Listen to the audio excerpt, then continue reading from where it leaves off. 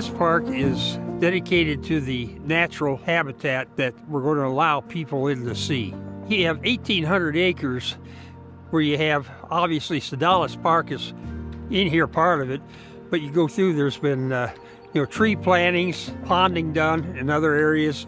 So, I mean, it encompasses a large area. The Indianapolis Airport Authority actually acquired all of this property over a period of time for noise mitigation, as well as mitigation of wetlands and things for construction projects they were doing. So they actually approached the town about potentially acquiring the property from them. The airport then sold the property to the town. The Sodalis Park that we're standing in today existed at the time and was actually being run by the county. And the county then approached us and said, well, you now own the land. Why don't you guys operate and run that park? And so we did a deal with the county, and then that enabled us to really take this and take what is 180 acres and cast this vision for an 1,800-acre nature park. And I'm thinking, what are we going to do with 1,800 acres? So we decided to take a Saturday morning and bring the whole crew out here. And we got in carts and we started touring this place. And I was absolutely blown away by the beauty. I had no idea that we were talking about this lake, wetlands, everything was just absolutely gorgeous.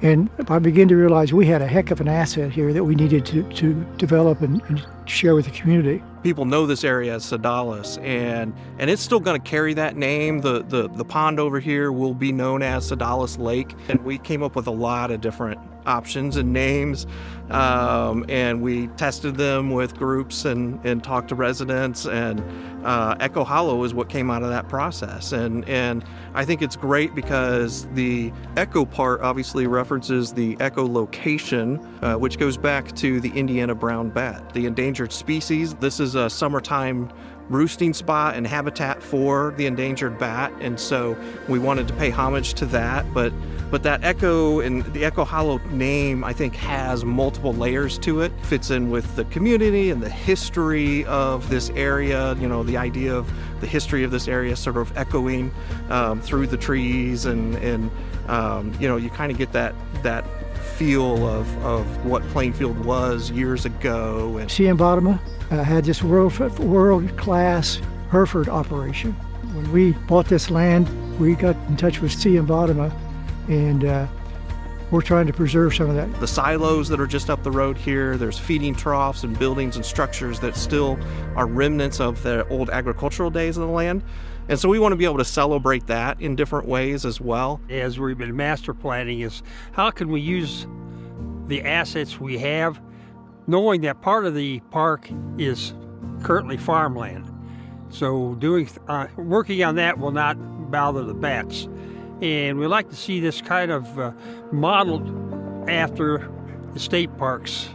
This space, the 1,800 acres we have, is the same size as McCormick's Creek. And so a lot of the visioning and the planning was kind of based on, that idea of a state park, a state nature park. And so we're talking about a lot of the same kinds of amenities, a campground, a nature center, hopefully someday a lodge. We've got a beautiful horse barn that's already on the property. I don't know if we'll be able to have horses there, but it might be a great event space, a wedding barn type of situation.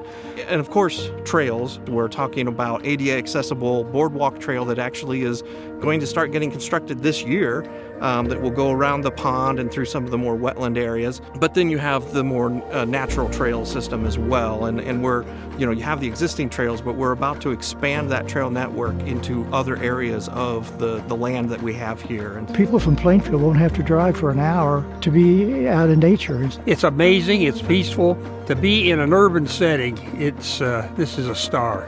Times I've been out here, I've seen all kinds of wildlife, obviously deer and squirrels and that kind of thing, but I've seen egrets, I've seen, herons, and just a whole wide variety of different types of animals out here. Really feel deep down in my heart, we have a wonderful asset that this community needs to enjoy.